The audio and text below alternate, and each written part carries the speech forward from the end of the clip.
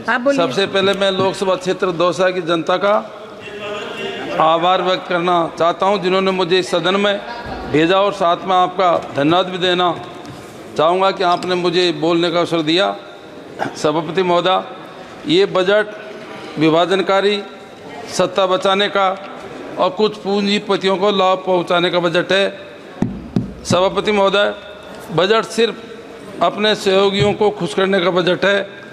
देश के कई बीजेपी के राज्य, जिसमें हमारा राजस्थान भी सम्मिलित है, मुझे बड़े दुख के साथ में कहना पड़ रहा है कि जहां इनकी सत्ता है, और विशेषकर राजस्थान के जो नेता थे वो रोज़ कहते थे डबल इंजन की सरकार, डबल इंजन की सरकार, डबल इंजन की सरकार, लेकिन इस बजट में राजस्थान का एक बार भी नाम नहीं आया। सभापति महोदय, ये किसानों की बात करते हैं। हमारा देश कृषि प्रधान देश है। यहाँ का हमारा देश मजदूरों का देश है, युवाओं का देश है। ये किसान निधि की बात करते हैं, किसानों की आय दुगनी करने की बात करते हैं। मेरा आपसे निवेदन है, आपके माध्यम से इनको कुछ करने की जरूरत नहीं है, केवल दो काम कर दो इसमें। जैसे हमारे नेता राहुल गांधी जी कह रहे थे, एक तो एमएसपी को लीगल गारंटी दे दो, और जिससे हम ऑटोमेटिक हम हमारे हिसाब से कर लेंगे। दूसरा, मेरा स्वयं का सुझाव भी है, कृषि को नरेगा से जोड़ दो, और नरेगा की दर जो हमारी पार्टी का एजेंडा भी था 400 रुपये कर दो। 400 रुपये मजदूर की रेट कर दो, फिर किसान अपना आप ही संपन्न हो जाएगा। लेकिन ये बड़ी सोची समझी नीति के तहत जो इनकी मूल भावना है, ये कृषि का भी निजीकरण करना चाहते हैं।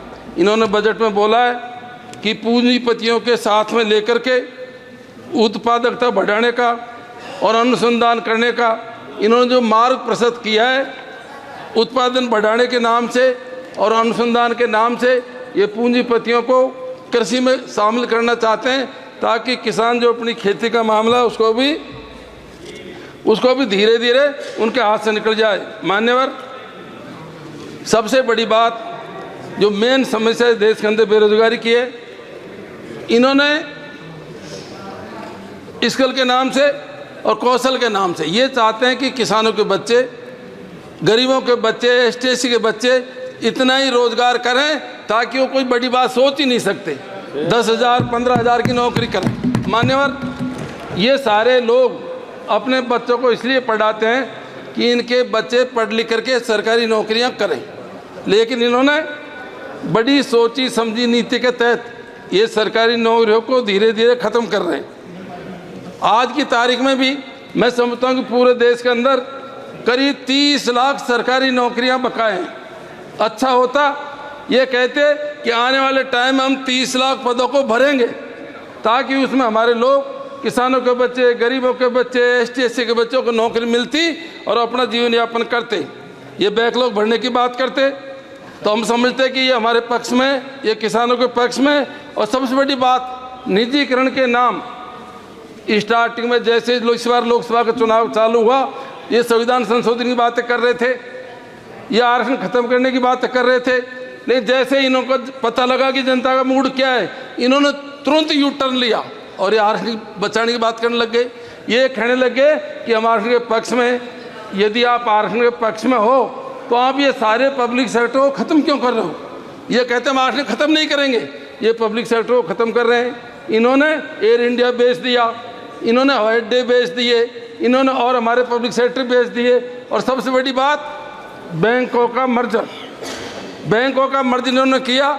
हमें सबको, आपको पता है कि हमारी पूर्व जो प्रधानमंत्री थी देश की, इंदिरा गांधी जी, उन्होंने बैंकों का राष्ट्रीयकरण किया था। और जब बैंकों का राष्ट्रीयकरण हुआ था उस टाइम पूरा देश, यहाँ के किसान सूदखोरों के चक्कर में फंस रहे थे।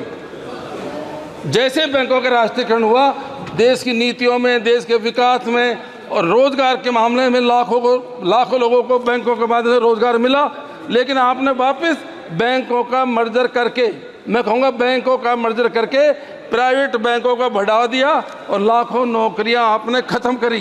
तो यह आपकी इस बात का घोतक है कि आप चाहते नहीं हो कि गरीब परिवारों के लोग नौकरियां लगे। आपने बंदरगाह बेच दिए, बैंकों का आपने मर्जर कर दिया, आपने एयर इंडिया की फ्लाइटें बेच दी, आप सारी जो सरकारी संपत्तियां उनका धीरे धीरे आप बेचते जा रहे हो। सर एक मिनट, अभी सर मेरी मूल बात तो रहेगी, जब पूरी बात बोल दो, बाकी बात छोड़ दो। हाँ सर, मेरी आपके माध्यम से यदि आप वास्तव हमारा भला चाहते हो तो एक तो जातिगत जनगणना और उसमें जो हमारा कोड है एसटी कोड अलग करवा दो, और दूसरी बात कई विभाग ऐसे हैं जिनमें अभी आरक्षण व्यवस्था नहीं है, और विशेषकर ये सही है कि देश के जितने भी टॉप पद हैं, हाई कोर्ट देख लीजिए, सुप्रीम कोर्ट देख लीजिए, देश के चीफ सेक्रेटरी देख लीजिए, बड़े बड़े पदों पे हमारे लोग हैं नहीं, और कई जगह आरक्षण व्यवस्था है भी नहीं। इसलिए मैं आपके माध्यम से ये चाहता हूँ, जिस तरह से आईएएस की एग्ज़ाम होती हैं उसी तरह से भारतीय न्याय सेवा के एग्ज़ाम भी हों, ताकि कुछ गिने चुने 400-500 परिवार ऐसे होंगे जिनके लोग शुरू से आज़ादी से लेकर आज तक हाई कोर्ट के जज, सुप्रीम कोर्ट के जज बनते आ रहे हैं। तो मैं समझता हूँ कि न्यायिक सेवा को भी जिस तरह से आईएएस की एग्ज़ाम होती है उसी तरह से ले आए तो निश्चित ही हमारे लोगों को इसमें फ़ायदा होगा। एक मिनट सर, मेरे से बहुत देर में नंबर आया, मेरा आपकी कृपा से एक बहुत बड़ा हमारे राजस्थान का मुद्दा है, बाढ़ग्रस्त क्षेत्रों का आपने नाम लिया है, सूखाग्रस्त क्षेत्रों का आपने नाम नहीं लिया। हमारे राजस्थान के अंदर सबसे बड़ी समस्या तो पानी की है, और पूरी राजस्थान के अंदर एक ERCP नाम से प्रोजेक्ट है, ईस्टर्न राजस्थान कैलार के नाम से प्रोजेक्ट है। मेरा आपसे निवेदन है, आपकी सरकार जो राजस्थान में थी 16-17 के अंदर, तब ERCP का प्रोजेक्ट बना करके भारत सरकार को भेजा गया था।